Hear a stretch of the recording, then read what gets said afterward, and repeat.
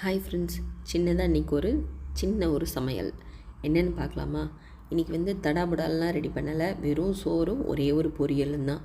பொரியல் வைக்கிறதுக்காக இரும்பு சட்டியை கடாயை தூக்கி அடுப்பில் வச்சுட்டு எண்ணெய் ஊற்றிட்டு எண்ணெய் சூடாகிறதுக்கு முன்னாடியே கடுகு போட்டாச்சு. அந்த டைமிங்லேயே என்னடா வேலை இருக்குதுன்னு சொல்லிட்டு கை காலும் சும்மா நிற்காது, அடுத்தடுத்த வேலையை நோக்கி ஓடிட்டே இருக்கும். மிதியடியை வந்து மிஷினில் போட்டிருந்தேன். மிதியடியை வந்து மிஷினில் போடலாமா அப்படின்னா, ரொம்ப கச்சடாவாக இருக்கிற மிஷின் உள்ள மிதியடினா வாஷிங் மிஷினில் போட்டு துவைக்கிறது கிடையாது. அது தனியாக ஒரு நாள் ஃபுல்லாக நைட்டு ஃபுல்லாக சோப்புலேயே ஊற வச்சு அதுக்கப்புறமா அலசி அதுக்கப்புறம் கூட வாஷிங் மிஷினில் போட்டுடலாம்.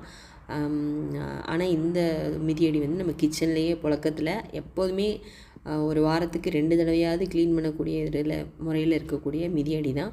அதனால் வாஷிங் மிஷினில் போட்டு அலசி எடுத்து காய போட்டாலே போதும். இப்போ இங்கே அடிக்கிற வெயிலுக்கு 5 நிமிஷம் போட்டாலே போதும், சூப்பராக காஞ்சி ரெடியாகி வந்துடும். நம்ம பொரியல் கதைக்கு வரலாம்.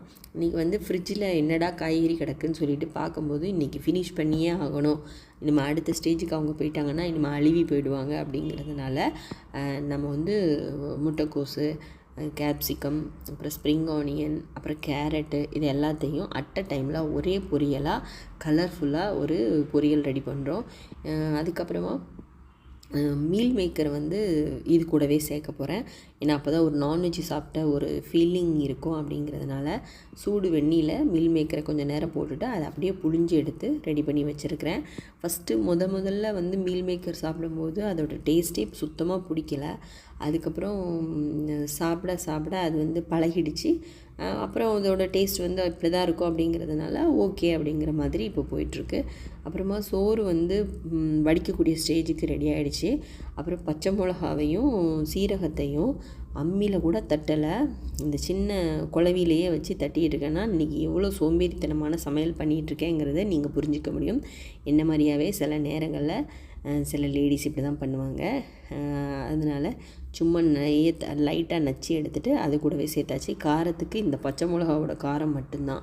அதுக்கப்புறமா இந்த மீல் மேக்கர் எப்படி எடுத்து வச்சுருக்கேன் அதையும் சேர்த்து உள்ளே தட்டிட்டு கொஞ்சமாக இருந்த தேங்காவை உள்ளே சேர்த்து போட்டாச்சு. ஏன்னா இன்றைக்கி வந்து எல்லா காய்கறி தட்டுமுட்டு சாமானெல்லாம் இன்றைக்கி காலி பண்ண பிறகு தான் புதுசாக ஜாமான் வாங்கி வைக்கணும். அதனால் இருக்கிற காயெல்லாம் வம்பாக்கக்கூடாதுன்னு இன்றைக்கி ஒரு சிம்பிளாக ஒரு பொரியலை பண்ணி முடித்தாச்சு. சோறும் ரெடி ஆகிடுச்சு.